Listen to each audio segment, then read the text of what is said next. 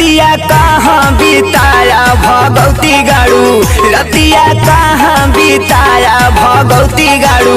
रतिया कहाँ बिताया भगवती गाड़ू, रतिया कहाँ बिताया भगवती गाड़ू, लगमा हमरे नया भगवती गाड़ू, रतिया कहाँ बिताया भगवती गाड़ू।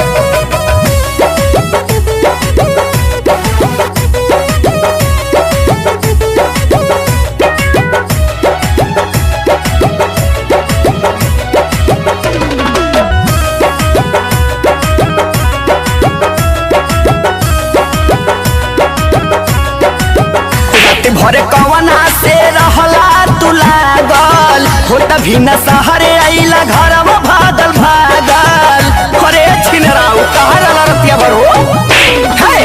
रात भर कवना से रहला तू लागल हो तभी न सहरे आइला घर में तू भागल साचे बतिया बतावा नहती के गाड़ू,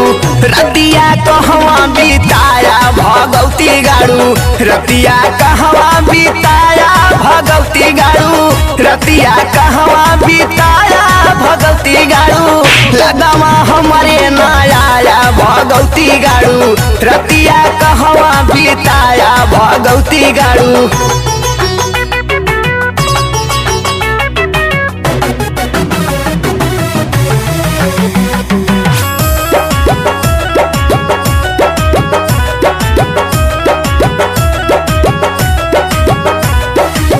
कवन सवतिया के फेरा में पड़ला,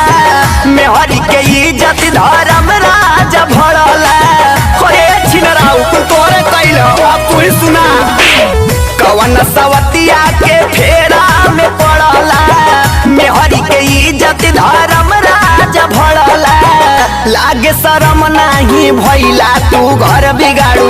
रतिया कहवा बिताया भगवती गाड़ू, रतिया कहाँ बिताया भगवती गाड़ू, रतिया कहवा बिताया भगवती गाड़ू, लगवा हमरे नया भगवती गाड़ू, रतिया कहवा बिताया भगवती गाड़ू।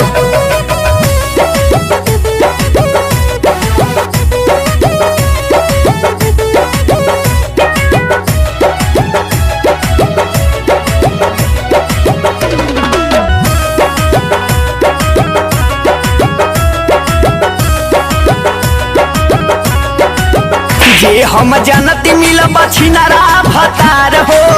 कहीं माई बाबू से बियाह देती टार हो, हमके पता रात में तो माई से कह के बियाह न करती रे छिनरवा। जे हम जनती मिलब छिनरा भतार हो, कहीं माई बाबू से बियाह देती टार हो, आज सूरज अगुआ मिली है मोरा भाई हम झाड़ू झाड़ू, रतिया कहवा बिताया भगवती गाड़ू, रतिया कहाँ बिताया भगवती गाड़ू, रतिया कहवा बिताया भगवती गाड़ू, लगवा हमरे नया भगवती गाड़ू,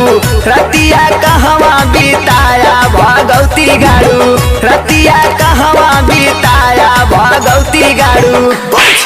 बन नदी गाड़ी भौरा।